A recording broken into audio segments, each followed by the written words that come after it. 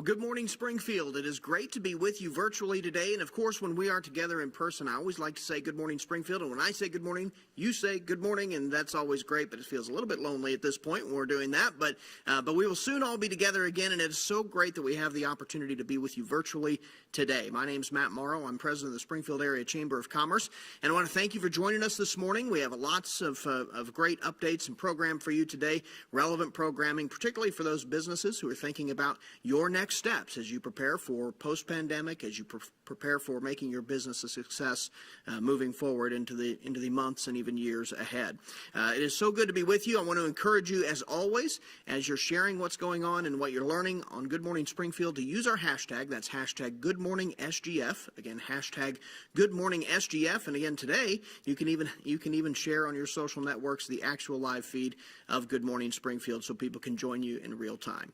We're very, very pleased to be coming to you today from the John Q. Hammonds Enterprise Center. That's the home of the Springfield Area Chamber of Commerce. I believe this is the first time we've ever had Good Morning Springfield from the Chamber of Commerce, and it's this format that, of course, allows that to happen. Special thanks to Southwest Audio Visual for providing us with all of the technical support necessary to bring you this live stream of Good Morning Springfield. They are tremendous partners, and we're so thankful to continue to work with them along these programs. We have a great program for you today. We've invited some of your peers to share their best practices for managing successfully through this pandemic, and even more importantly after that pandemic, in normal kinds of regular functions of business, functions like traveling and serving their clients and supporting and managing employees and financial planning and forecasting amid uncertainty. So we're really looking forward to that program. But first, I'd like to take just a moment to thank our sponsors. Our series sponsor this year is BKD Wealth Advisors, and they are a national wealth management firm headquartered right here in Springfield, Missouri, offering services for individuals, families, and businesses. BKD Wealth Advisors serves upwards of $4 billion in assets under management and is very proud that more than $1 billion of that is right here in the local Springfield market. This monumental achievement is a reflection of the hard work and dedication of this team to provide unmatched client service for their clients and for our community. So here today, representing BKD Wealth Advisors, is Director Jeffrey Lenhart. Jeffrey, step up. I'll give you the microphone.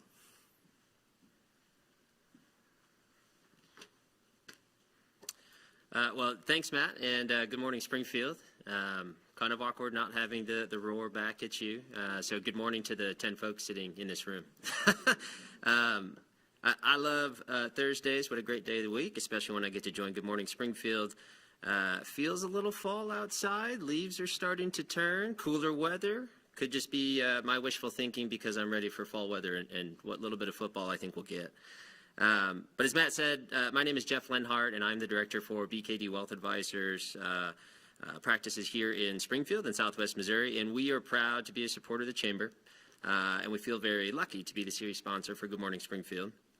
I know that our teams here at BKD and in all of our businesses throughout the community, we're really busy. We're really busy, pandemic or not, making sure that we're taking care of our clients, we're taking care of our patients, we're taking care of our people and our community.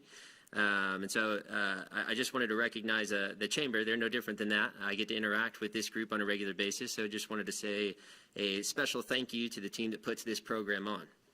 I know that they work tirelessly to deliver a very impactful event month after month. So I want to say a special thank you. And what a year.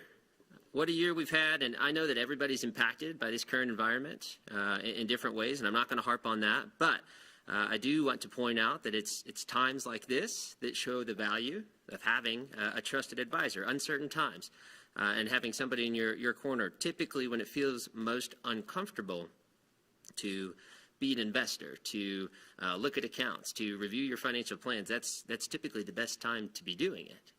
But it's human behavior just to ignore that. The easy thing to do is to not look, not have a conversation, not ask questions. And let me just throw a disclaimer out.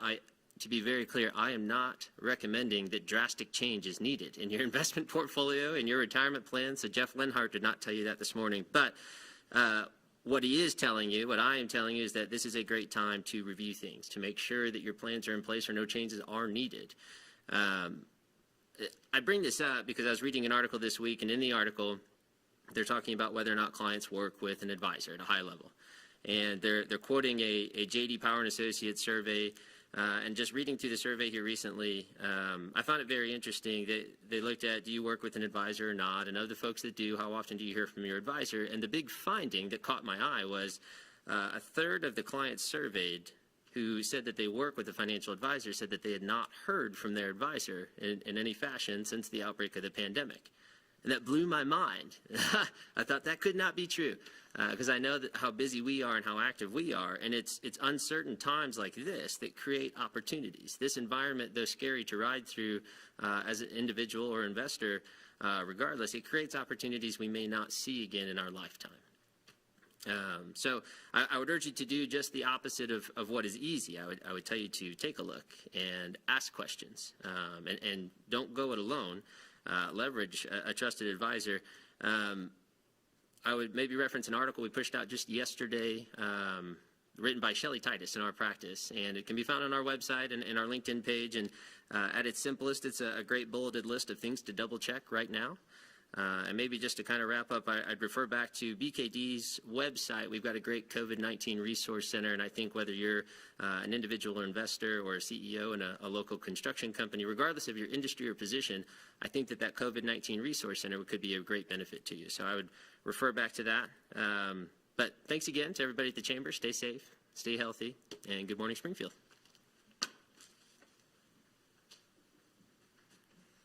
Thank you so much, Jeff, and thanks for the incredible support from BKD Wealth Advisors and the continued counsel that you provide as well. Very, very timely and instructive today. Our monthly sponsor for Good Morning Springfield today is Pinnacle Sign Group, a full-service sign company, and the company's name really tells it all. Pinnacle means the highest or topmost point, and that also really defines their mission, to live up to their name, performing at the highest level individually and as a team.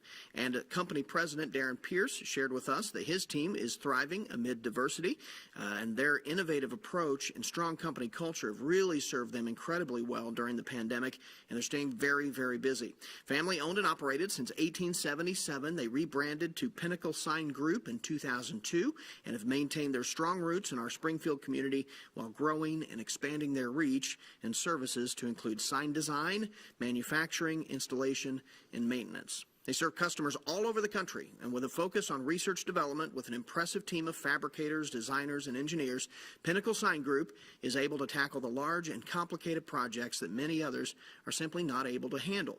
So special thanks today to Darren Pierce and the hardworking team at Pinnacle Sign Group. I want to thank you for your sponsorship of Good Morning Springfield this month and for your continued support of the Chamber and of our community. At this time, I'd like to move to our regular monthly updates so that we can hear timely updates on some really relevant information about what's happening in our community. And so I'd like to invite Jason Gage, our city manager, Greene County Presiding Commissioner Bob Dixon, Superintendent of Springfield Public Schools Dr. John Jungwood, and Chairman of the Board of the Springfield Area Chamber of Commerce Robin Robeson to come to the podium for their monthly updates from the city, the county, Springfield Public Schools, and the Chamber. And so we're going to start things off with our city manager, Jason Gage. Welcome, Jason. Thank you, Matt. Good morning, Springfield. It's a great opportunity to be here. I really miss not being live with everyone in the audience, but the audience here is pretty light, but it's mighty. So I appreciate the opportunity. As we know, most everything we do runs through the coronavirus, so I'll talk a little bit about that and then go on to some more positive things. As most people know, we are really seeing somewhat of an increase in our cases lately, those positive cases in our community and really in our region. When we separate out some of our college students related cases, a spike in cases involving long-term care facilities and other institutional settings, we're doing pretty well. Our growth is fairly flat, and that's a good thing. We continue to offer our assistance to our schools, colleges, and other institutional settings. And with that said, the City and Health Department really appreciate the incredible efforts made by the Springfield Public Schools and our higher ed institutions. These institutions certainly take this virus seriously and have planned extensively. Their efforts are critical to effectively managing the spread of this virus, and we know that, and we're here to help. Also of interest is that typically between about 80 and 85% of Springfield's local hospitalizations, those folks in our hospitals from COVID-19, are confirmed cases from outside of Greene County. And a lot of people don't realize that. This clearly highlights that what happens in surrounding counties does directly affect Springfield. It is also why we need the highest level of active participation in efforts to prevent the virus spread, not just locally, but within the region and the state.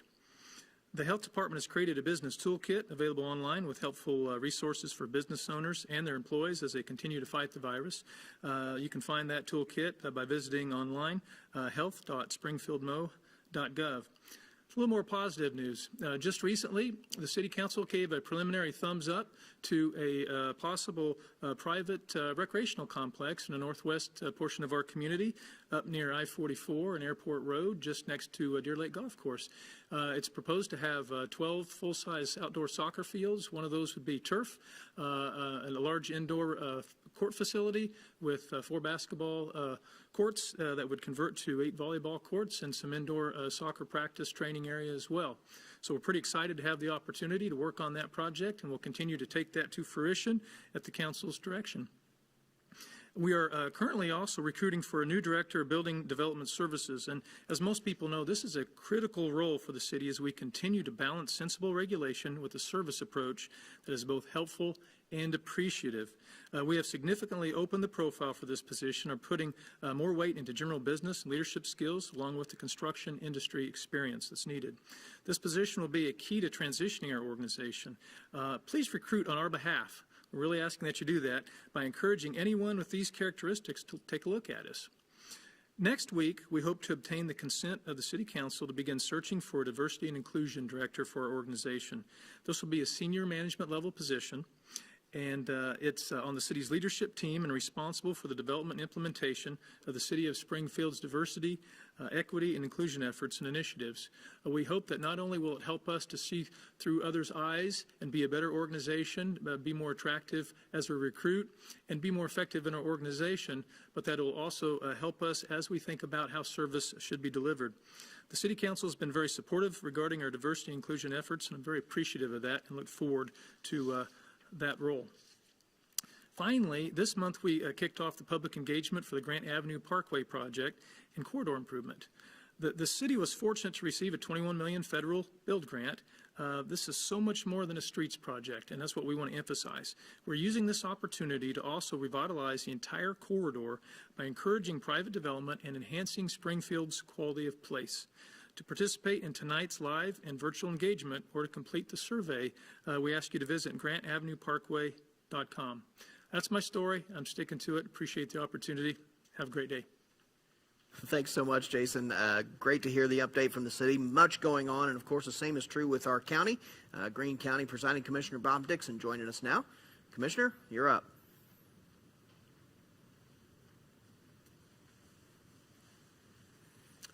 Good morning, Springfield. It's good to be with you virtually, and I look forward to the opportunity to be together again.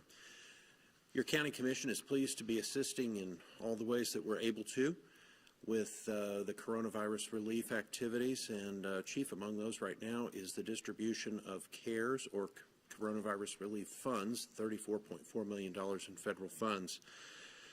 The 5 subcommittees have been meeting weekly, and they met yesterday, our full 30-member Citizen Advisory Council, and later this morning, the County Commission will award its 4th round of grants to community members in the categories of nonprofit organizations, healthcare, small business, education, and tax-supported entities. I would note that over 70% of the applications from small businesses have come from businesses with 1 to 10 employees, so they truly are small businesses.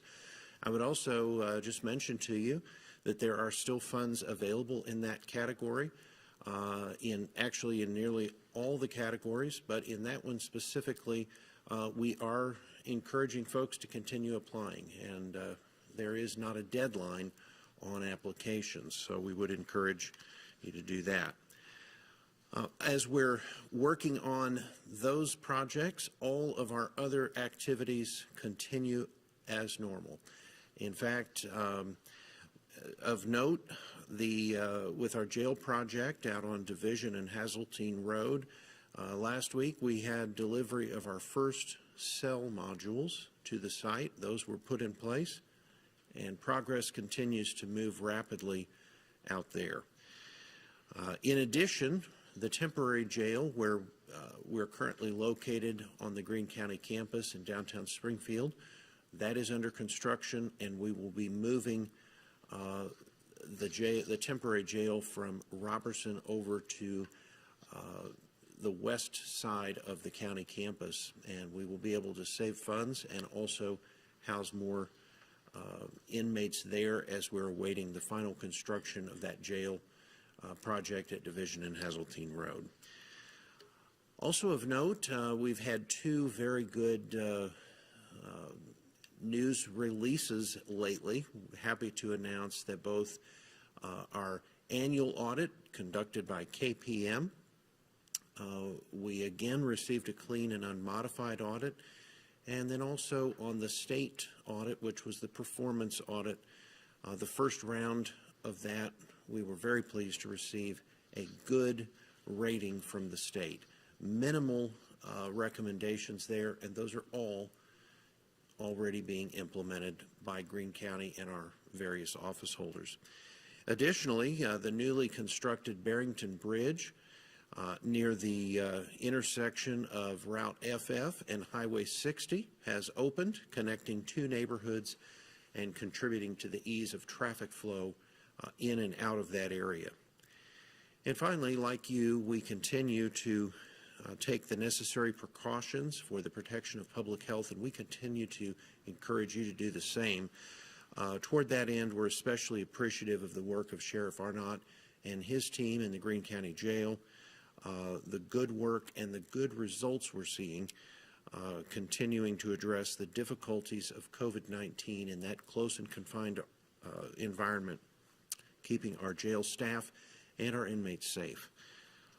We appreciate all entities and all they're doing to protect public health at this time. We appreciate what you're doing, and we just encourage you to keep in there and keep safe. Thank you. So much, Commissioner. Commissioner Bob Dixon with that full report from Greene County. Much going on there, and of course, a lot going on with our public school system as well. So we welcome our Springfield Public Schools Superintendent of Schools, Dr. John Jungwood. Thanks so much, Matt. It's a pleasure to be with you and with this community today and celebrate that we are back in school. As you all know, August 24th, we welcome students and staff back to learning, and we are excited that after almost 2 weeks, we continue on the path with the plan that was submitted. If you remember and are dealing with it, our reentry plan was designed to provide in-person hybrid learning option as well as a full virtual option. This plan is allowing us to practice all of our safety recommended protocols for distancing in our schools and providing much needed services for our kids. We'll be continuing this design throughout the first quarter, and at that point we will reevaluate to determine if any changes are necessary. District-wide, nearly 18,000 of our students are participating in the in-person hybrid option, while more than 6,000 students are learning full-time virtual. Our elected officials are helping us in many different ways as we manage this COVID crisis. Just this week, the USDA, Department of Agriculture, announced that it's extending its free meals program for all students throughout the rest of this calendar year. That's great news for us. So now we can guarantee that our kids have access to nutritious meals every day throughout the rest of this pandemic through at least December 31st.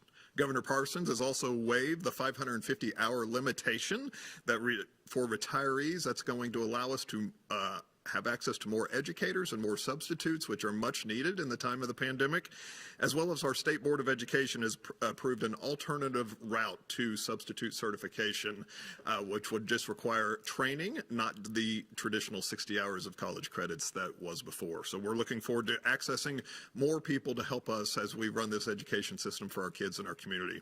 In addition, as Commissioner Dixon mentioned, our county has authorized more than $1 million in funds to help support many of the additional resources that it just takes to run our schools right now. Many new costs are coming our way, so we appreciate the grant that's come through the county.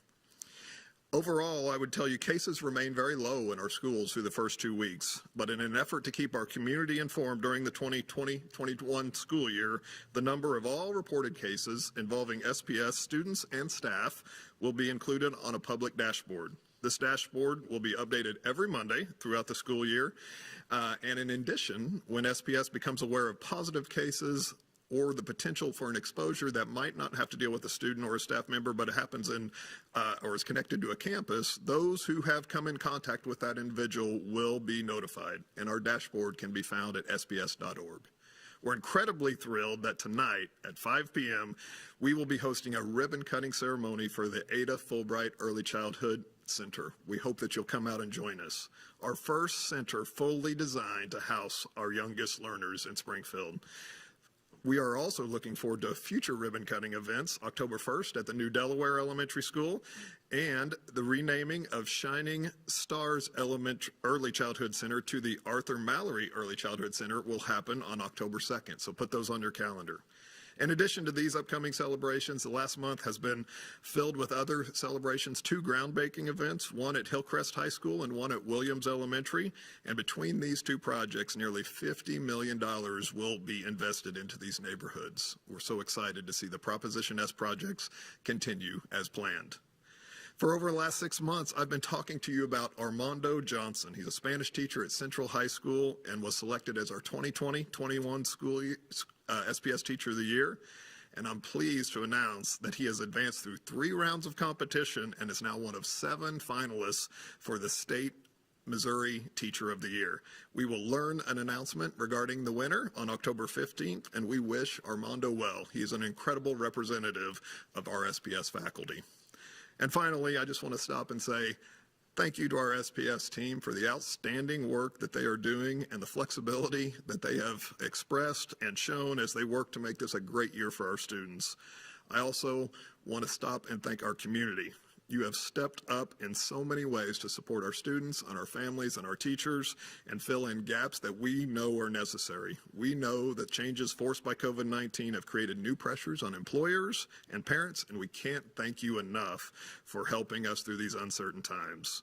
I know we haven't been perfect, but we continue to make all decisions in the best interests of our 25,000 kids and 3,500 team members, and we look forward to seeing you next month. Have a good morning, Springfield. Thank you, John. Great report. And I will just say the team at SPS is doing a remarkable job. The Morrow kids are in school on Thursdays and Fridays in class, and then virtually on the other days, and it's worked remarkably well. But I think sometimes they forget what days they're on. I told Alex last night that we were going to have Good Morning Springfield today, and he said, "Can I come?" I said, "No, man, what do you think it is? Tuesday? You got to go to school. Come on, let's go." But it's working remarkably well. We're getting great feedback. We're going to hear more actually from other employers today about how they're adapting to that as well. So at this point, we get to welcome our chairman of the board of the Springfield Area Chamber of Commerce, Robin Robeson, with a report from the chamber. Robin? Well, good morning, Matt, and good morning, Springfield.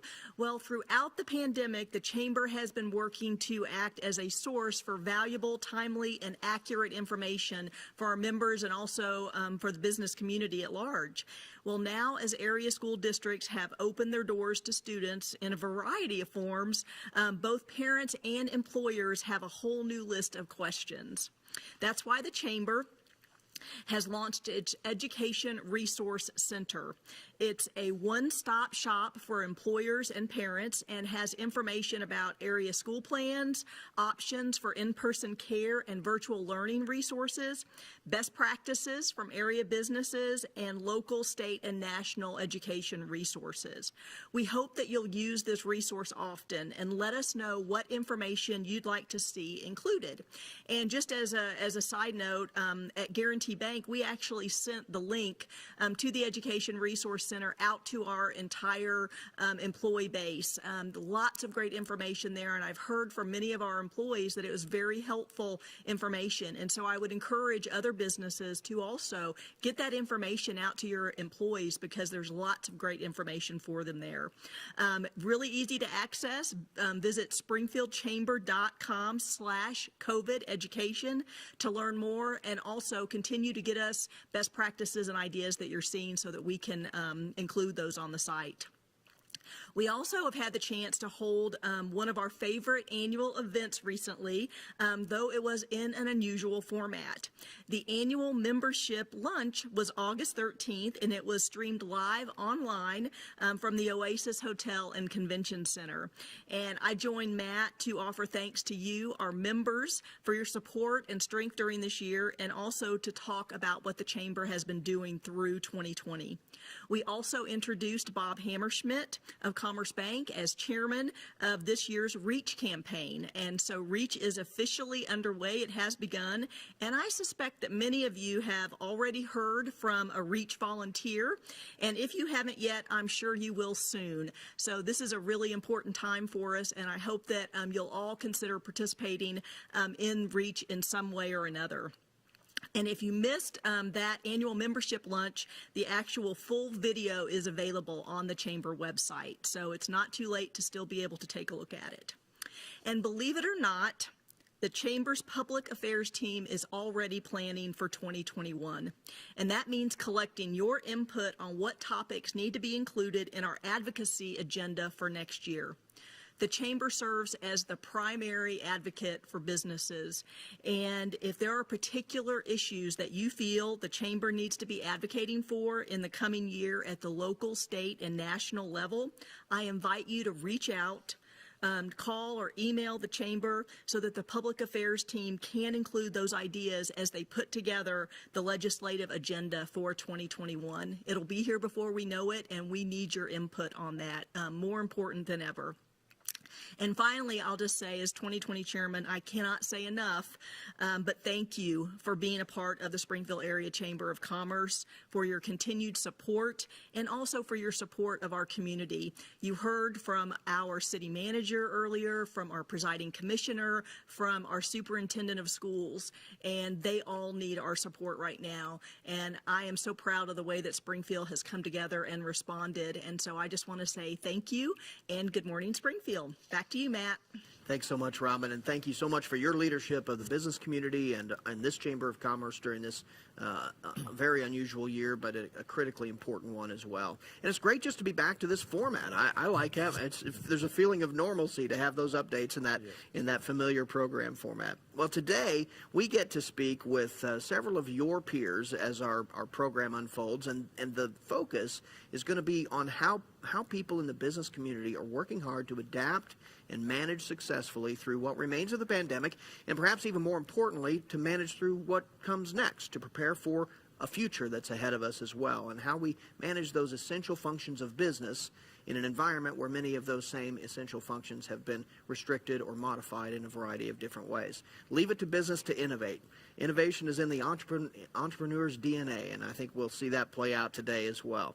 We're going to hear about strategies and best practices for serving clients, for traveling safely, innovative ways to support employees impacted by changing education schedules, and financial planning steps and forecasting steps that companies should be taking to move toward recovery successfully. So I'm very excited about today's program, and joining me to begin the program is John Okie Thomas with Okie Thomas & Associates. John currently serves on our board of directors at the Springfield Area Chamber of Commerce, and he's an officer. He's the vice chair of public affairs on that board. John, welcome. Thanks for being with us today. Thank you, man. Nice to be here. So it is so good to have you here. I know Okie Thomas & Associates has multiple employees, contract employees around the state, and your firm provides complete architecture, planning, construction management, design build services. And that means some traveling, right? I mean, you are working your way around to sites all over the place and meeting with potential clients, and that's really just an essential part of what you do, even as we make our way through these unusual times. So how are you handling this, and how are you innovating with your team to serve your clients and new projects? Well, thanks again, Matt. As we mentioned, I think this has been a disorienting period for us, for each and every one of us. But from a small business standpoint, this has been both unfortunate, and at the same time it allows us to create new creative ways to make things work for our business. As you mentioned, I travel all over the state and also the 4-state area, and most of the things that we try to do is to lean more and more on our contract employees who are local in those areas. So what we do is, rather than the normal travel that we normally do, we just depend on them to be able to help us in order to continue to do the type of business that we do as it relates to both construction and also architectural design. So it's worked out well for us in that sense, but at the same time, it is one of those situations where you find yourself not being in regular contact with your normal normal clients or your normal contractors. And so that's been a little bit difficult, but at the same time, I think this new idea that we've come up with contract employees, we've used them in the past, but not as much as we're using them now. So that's been very, very helpful from that standpoint. And instead of shipping crews all over the place, you're still traveling a lot. Yeah, I'm still traveling because it still requires that I'm there most of the time anyway. But in terms of the project managers that we have in the office, rather than having them travel as much as they used to, now we basically just allow the contract employees who are local to be able to pick up that slack, so to speak. Well, I know that within your industry that you network with your peers. You trade best practices as a general rule. So have your peers and even public partners been willing to share some best practices and maybe work together to keep employees safe and productive? Oh, absolutely. And I'm glad you mentioned that, because one of the things that we try to do is, how do we reimagine ourselves in this new environment that we find ourselves in? So rather than having competition with our peers, now we are now having what you call collaboration with them, which is a different way to look at things, because at this point in time, we have, from the type of work that we do, there may be 3 or 4 architectural or contractors in a particular building. And so from that standpoint, there's always that competition that takes place between the 4 units. But what we find ourselves doing these days is to find ways to collaborate with one another, either in terms of using contract employees or just sharing ideas of how things can go better without us necessarily being there. And I think that has worked out very well. In fact, one of our competitors was mentioning the other day that maybe this is now time for us to start looking at how we can collaborate together rather than being in competition with one another. And that has been so much different from the way that we normally think about small business, because you just want to get your share. But at this point in time, I think the understanding that we're all in this together and we got to find a way to make sure that we're successful as a group makes it a whole lot more interesting. And I hope that we can continue to do that as the years go by. That is just fascinating. I'm inspired to hear Yes. that, honestly. And I also would sort of really have loved to have been a fly on the wall the first couple of meetings. Right? Yes, it's complicated. It's been eye-opening, really. So from that standpoint, I think we're making progress. It's another way of looking at how we can beat this pandemic and come out on the other side successfully.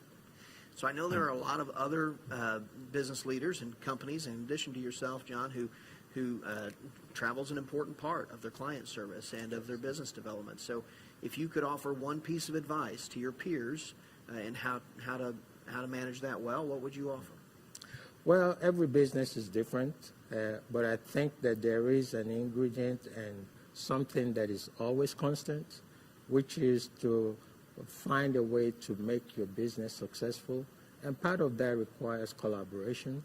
It requires listening. It requires making sure that you are not the only one that have all the answers, because you don't. And try to rely on people that surround you. Part of what we try to do as this pandemic begins to grow and grow is to begin to lean more and more on our employees to come up with different ideas of how we can relate, number one, and how we can make ourselves successful.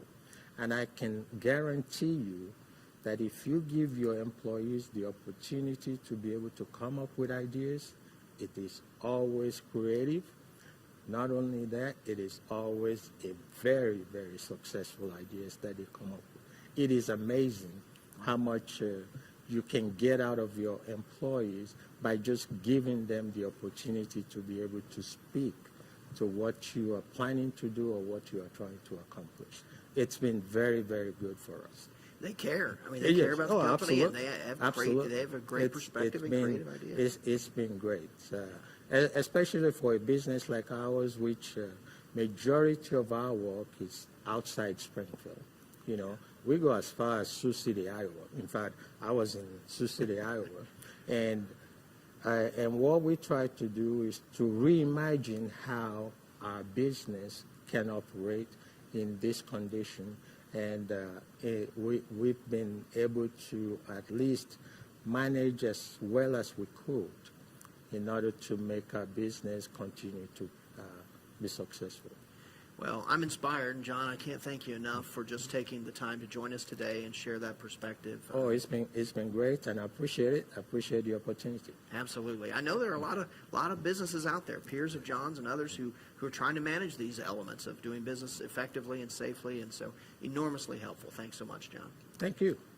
And we've seen some incredible innovation from employers to support their employees and to remain productive in response to shifting education schedules and other impacts of the pandemic as well. And that's not just from large businesses and organizations. In fact, small business owners like Jonathan and Audrey Gerard from Groom's office environments are great examples of this. And they've really been leading the way on how to manage some of the unique challenges of workforce when it comes to their needs for education and for the varying education schedules.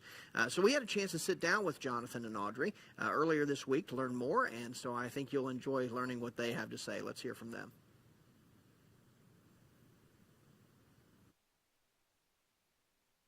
Dealing with the challenge of the school system and the schedule is real. And it's a challenge. There's no way around it. This is not easy. The public school system, I do not envy what decisions they've had to make. We support the decisions that they've made, but we're trying to figure out how do we work with that, and what if something really cool comes from it? You know, what are the opportunities that we're kind of excited about? We have two children, 11 and 13. That's the biggest thing. We're business owners. For us to be the best for our employees and their families, we had to find ways to be at our best, and that was not trying to be a teacher, be a boss, be a friend, be a mentor, all these different things at the same time, because we all lived through it in the spring, and that was a heck of a challenge. If you have 3 Zoom calls going at one time at home, it's not working. No. Somebody's going down, and then you're in a Zoom call, and your kids are, and you're like, it was really hard. And everybody had a lot of flexibility in those first 3 months. We were all really understanding, but we know that that's not the long-term solution. We actually decided to find a space. We leased another space. How do we come together with some other parents and create an environment where there's a teacher, there's a facilitator that can help take our children through the day. They can learn, they can have a resource for areas that they're struggling in, and that was also made available to our employees who have a couple older children if they didn't have a resource for them at home. But we ended up coming together with some peers and other business owners and like-minded people, and we have a leased space, and we have 12 children in there that are learning, that have structure, that have routine. Those 3 days away from school are important for us to make sure that there is a way forward, and not just a how do we survive this, but how do we really thrive in this for our children. So that has been our unique way of doing it. Hey, we're week 2.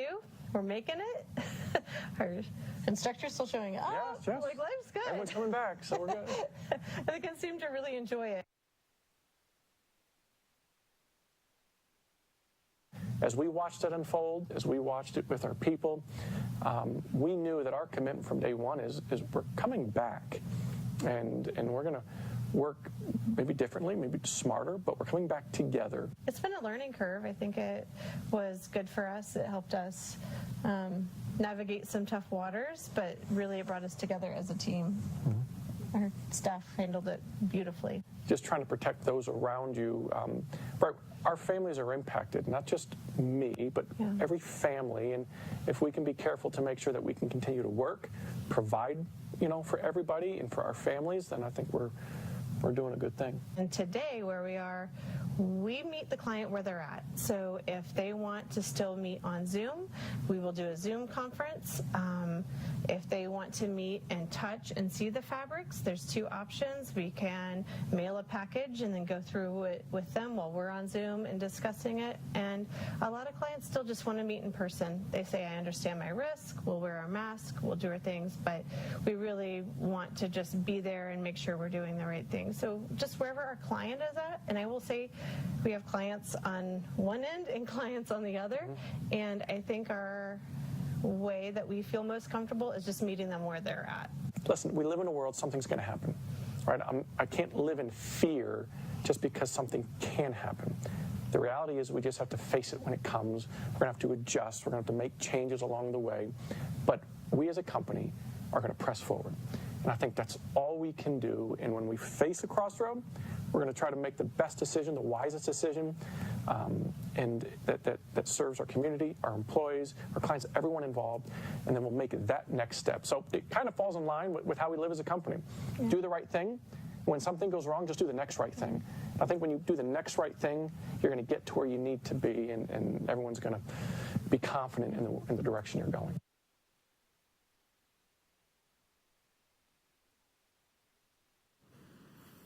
What a tremendous team those two are. It's just so inspiring to hear their stories. And I love what we're doing today because you're getting to get a little bit of a glimpse into what we get to see as a chamber staff team all the time, which is hear directly from entrepreneurs. I said it before, I'll say it again.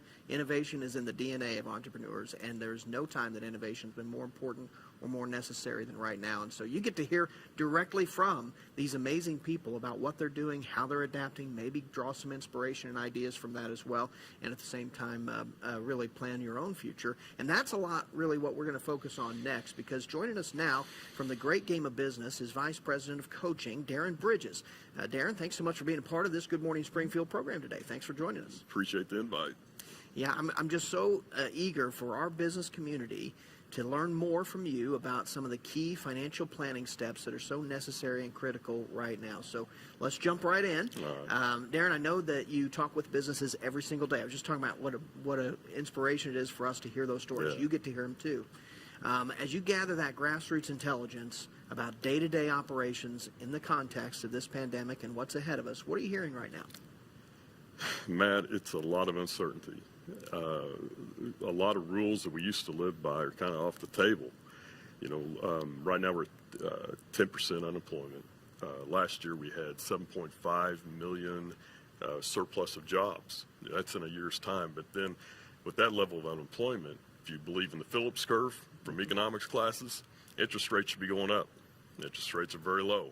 So now you're seeing the housing market where the housing starts are actually at pre-pandemic levels, but mortgage delinquencies are at close to 2008, 2009 levels. They're getting that. So you have all this contradictory information. I know with the great game of business, our clients, we went out and surveyed. Most of them are in that $10 to $250 million range all over the world. We talked to half for business to business, half for business consumer. And about 30% had a downturn at the pandemic. But then when we asked, what do you expect the next 6 months? 66% are expecting an upswing. Yeah. So we're feeling pretty confident. Then we look at the Wall Street Journal's survey with CEOs, totally different outlook. They're 50% expecting a downturn, 50% are upturn. It's all over the place right now. Well, I think as you hear that and you sort of survey the uncertainty there, what brings certainty? I mean, certainty comes from good planning, effective future focus, and really knowing what everything there is to know about your business and the key metrics. So that's where, of course, Great Game comes in. And so in all this uncertainty, what steps maybe should businesses be taking? What considerations should they be making right now to plan and move successfully toward recovery? You know, short term, Matt, the number one thing is eliminate the fear. Do not allow the victim mentality to set in to your organization. First, health and safety. Make the employees feel like they're in a safe environment and that you care about them when they come in. Number two is cash. If you do not understand your cash position, we can help you. Many accountants can help you find out, figure out how much cash do you have and how long will it last. And then don't be afraid, take some of the steps to improve your cash position. Several of your speakers today have talked about everybody's working together. It would be surprised at how suppliers will work with you on extended terms, how customers will work with you if they understand your needs. But you got to know the facts first of your cash position. And then finally, this isn't real popular, but watch your debt. The interest rate's low. It's tempting to go out and borrow a lot of money right now, but we've been encouraging people, be careful of your debt exposure right now. Yeah, we had it actually in the early stages of this thing. We had some businesses who came to us. This is before the Paycheck Protection forgivable loans were out there. Yeah. And so they were trying to take advantage of economic injury, disaster loans, and things like that. And that was what was available. But there were many businesses who were very reluctant to say, well, if I do that, I might get through today, but then down the line, I've got an even bigger problem. Yeah. We've been blessed with the way the Fed has stepped in, and that's a big question mark right now is how much longer will that last? Mm-hmm. I interviewed a gentleman last week. We have our conference coming up, and we had one of our speakers is a gentleman who's a wealth advisor, has written several books out of California, and he says he doesn't think it's going to go away, which again is very unusual. But he thinks for the next 5 years we'll see some type of support to keep things propped up. Wow. I thought of you yesterday, actually. I had we had a program with kicking off our REACH campaign, which is in the fall, and Bob Hammerschmidt, Commerce Bank, is our chair of that, and he was inspiring the troops. And one of the things that he showed on the Zoom was he has 500 of these little buttons that says "I heart cash flow." Yeah. That sounds like a great game sort of philosophy. Yeah, especially right now. It's funny. A lot of our clients, they're very keen on. Of course, what Great Game does is teach everybody in the company how to make money and how the financials work. Everybody's really keen on income statements. Some of them are pretty good on balance sheets, but a lot of them, it was brushing the dust off cash flow statements. Sure. Yeah, I mean, if you don't have to think about it, or you don't make yourself think about it regularly, it may not be part of the equation. So what, Darren, can a business do right now to help their employees really prepare for and focus on the future? So we reached out, and we've been offering to a lot of our clients, and just basically anybody, is planning. And it doesn't, a lot of people hear planning, they roll their eyes, they think, I don't have time for that, and it sounds very intimidating. It doesn't have to be. But at least look out in the next 3 months. Then take it out another 6, and then take it out another, go out to the full 12. A plan is better than nothing. And to find out, start on the outside and then come in. Go out and talk to your customers. And instead of asking them, how are you doing? Ask them, what do you see happening over the next 6 months? Talk to your suppliers. Be amazed how much your suppliers know. One of the gentlemen spoke here earlier about talk to your competitors. Now's a good time to form alliances. Then start to do a SWOT analysis and try and understand where your strengths are and where you may be vulnerable. Look at contingencies. John, who spoke before me, engage the employees. Should be amazed at the wisdom that your employees have in the front lines and some of the ideas they have that could be contingencies if things don't change or if something else happens, another black swan hits. What can we pull out? What can we have somewhat prepared? We almost call it an R&D list that we could put in play so that we're not sitting around at that point trying to begin the planning process. A quick example, I was talking to a company out of Washington, D.C. yesterday. They are canning. They rely all their sales into farmers markets, do a little over $5 million just in canning products. They've gone to home delivery. Sounds like a simple thing, and they're up over 40% during the pandemic, just because they made a little tweak like that. It was contingency they put in place. Yeah. That's amazing. And the thing that I love, I always enjoy our conversations because there's such a future focus about them.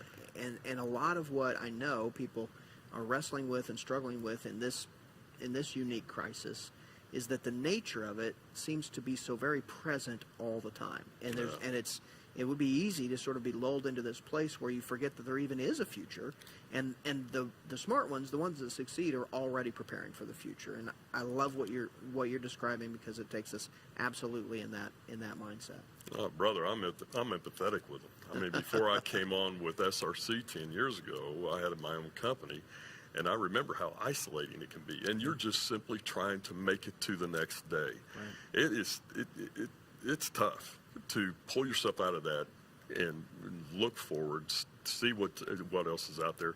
But the other thing I would urge small business owners to do. It's lonely enough being the top of a company. Engage in the community. We're having a conference next week that normally is in person in Dallas, Texas. We're doing it virtually, and I was very skeptical how well this would go over.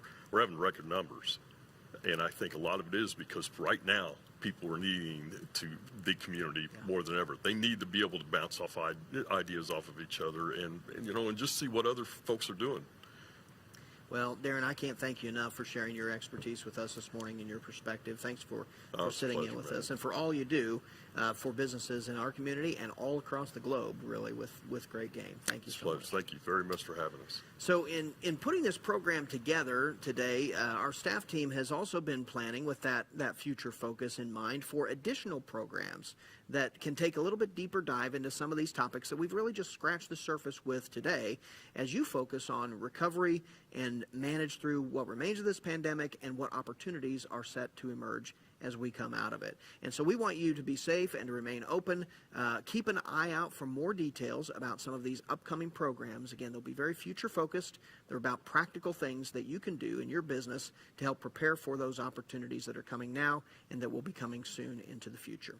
If you have follow-up questions from today, or if there are topics that you think would be helpful to you that we could focus on in that vein, I'd encourage you to please email us at covid19info@springfieldchamber.com. I want to thank again our guests today, John Okie Thomas with Okie Thomas and Associates, Jonathan and Audrey Gerard with Groom's Office Environments, and of course Darren Bridges, who we just spoke with the Great Game of Business, for sitting down with us this week and today to be able to share their team's stories. A final thank you also to our series presenting sponsor, BKD Wealth Advisors, for your continued support of this program of Good Morning Springfield, and special thanks to Darren Pierce and the team at Pinnacle Sign Group for their support of the Chamber and of the community as well.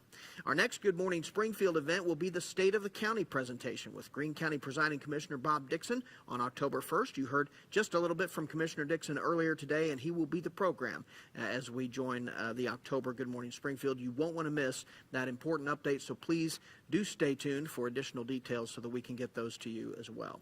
And we've mentioned it before, but there are some unique elements of this particular crisis. We go through crises all the time in business and in life, but this one has a tendency to sort of keep us very present focused, and that's important. It's necessary, but one of the things that is most exciting as you begin to think about what's next, and really most energizing as we work on constructive plans for the future and think about how we can have an impact on that future.